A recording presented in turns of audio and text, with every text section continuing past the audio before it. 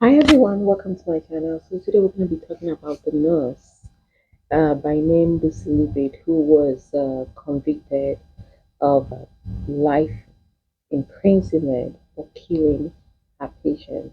So she works in neonatal intensive care unit, which is a unit where kids, infant kids, are being taken care of. So this lady, her method of killing the kids, she will inject air or feed the kid, also inject them with insulin, which will cause their blood sugar to reduce and also physically assault the kids. So this lady presently has been convicted of 13 kids who were under her, of which she killed 7 of the 13, and she was convicted of attempted murder of the other 6.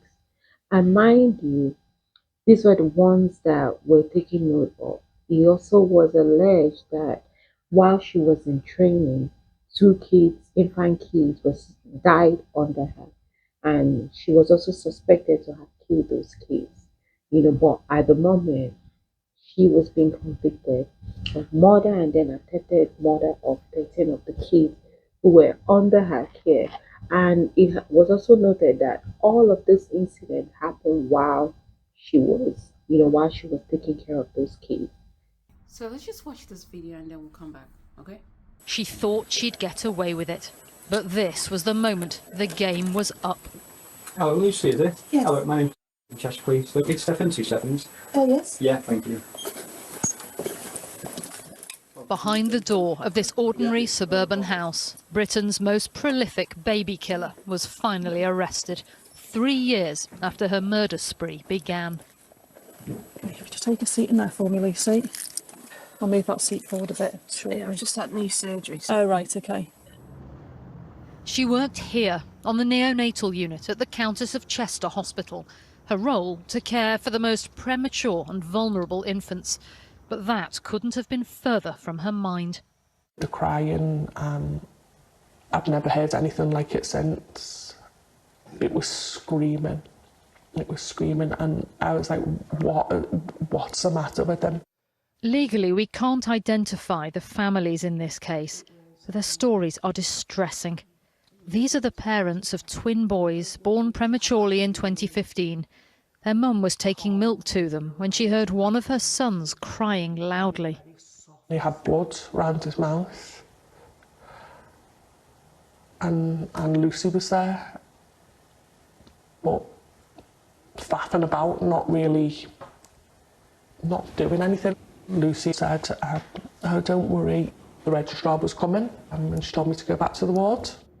The baby's mum left him in this intensive care area and went to call her husband.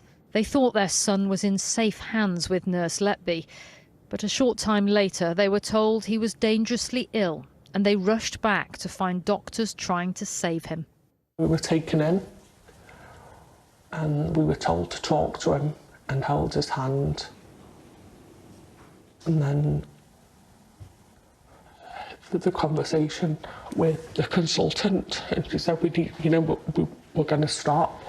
It's not helping. We want him to die in your arms. On the unit, there were typically up to 3 deaths a year. But in 2015, they had that number in the month of June alone. And the pattern continued, with babies dying or coming close to death. The common factor? Lucy Letby. This staffing sheet shows she was the only employee who was present every time there was a suspicious event. Dr. Stephen Breary led the team of 7 consultants on the unit who shared joint concerns about Letby. He's now speaking publicly about their experience for the first time. It's something that nobody really wants to consider, that a member of staff might be harming the babies under your care. Things came to a head when 2 out of 3 healthy triplets died within 24 hours of each other in June 2016. Afterwards, a meeting was held for staff. Lucy Letby was there. She was sitting next to me. I spoke to her and said how tired and upset she must be after 2 days of this, and I hoped that she was going to have a restful weekend. And she turned to me and said, no, I'm back on shift tomorrow. The other staff were very traumatised by all of this. We were crumbling before your eyes almost, and she was quite happy and confident to come into work. Lucy Letby was eventually moved to a clerical role. The doctors kept trying to get managers to investigate the suspicious deaths and her connection to them.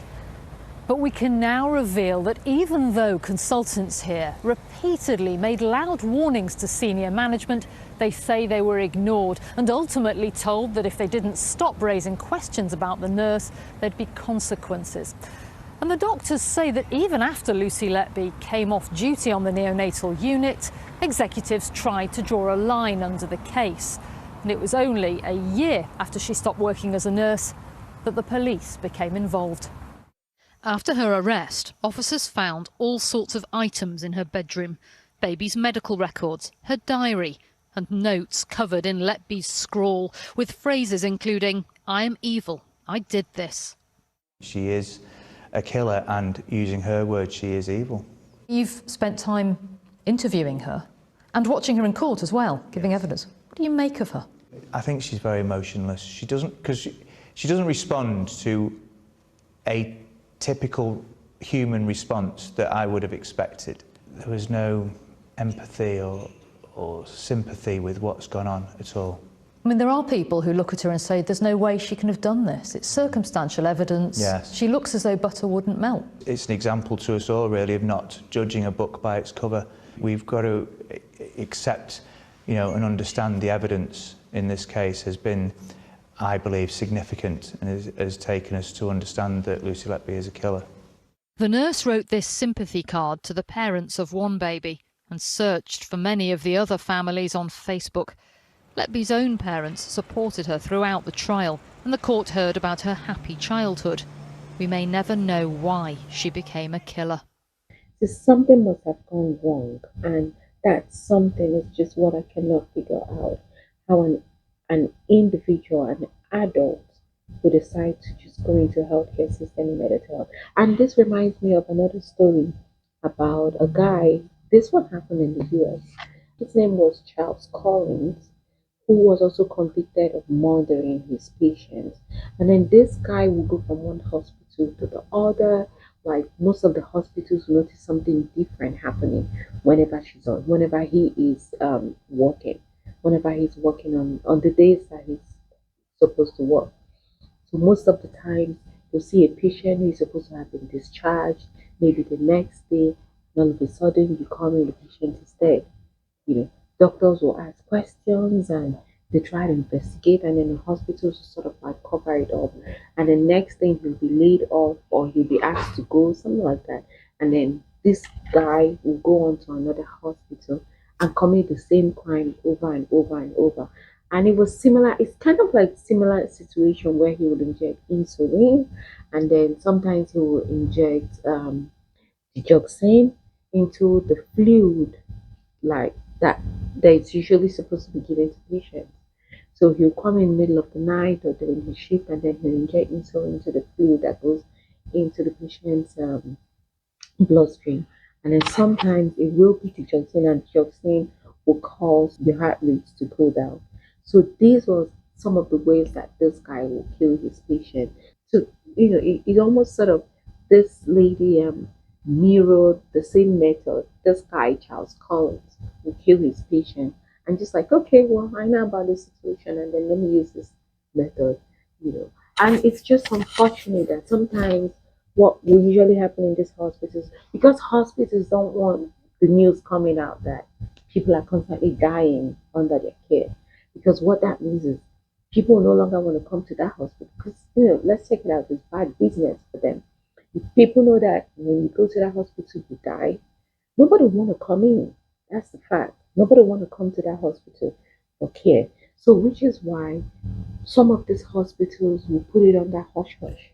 Maybe lay the person off, and then that person will go to another hospital, commit the same crime. And the cycle just keep repeating over and over. Like in the case of the Charles, that was what happened until finally he was able to be stopped. So I'm suspecting that might also be the same situation in this hospital. And it's been alleged that most of the doctors in the hospital where this lady worked, I mean Lucy now, kept complaining about the care.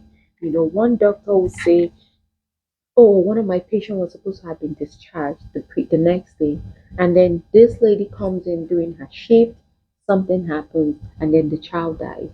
Nobody can tell exactly what killed the patient or how the patient died, which is kind of like surprising and shocking to them. So a lot of people started suspecting each time she's walking, something usually happens. A child dies on her shift or dies just right after her shift. So doctors will make report, and just like so many hospitals, will be swept under the carpet, and nothing will be done. And then eventually, they had to really fight, and then they put the lady on probation. I think she was moved to like a light duty where she does like office work, and then eventually they started investigating her, and then come to find out that all of these things were happening. So for me, I think the saddest part for the family of the patient was the fact that she never showed up on the day that she was convicted. She refused to come in. So that shows she knows exactly what she's doing, and for her not to even have some sort of remorse or an apology for the families of the victims that she had killed, that shows how very hard-hearted she is. And well, that is so sad. That is really sad. I just wanted to come up here and share this incident. That way people can be aware of what is going on. Not every nurse has a good intention. So when you are at the hospital, just try to look out and pick out any odd things happening around you. Yeah, that's all I have to say for now. Let me know what you guys think in the comment section. And until next time, bye.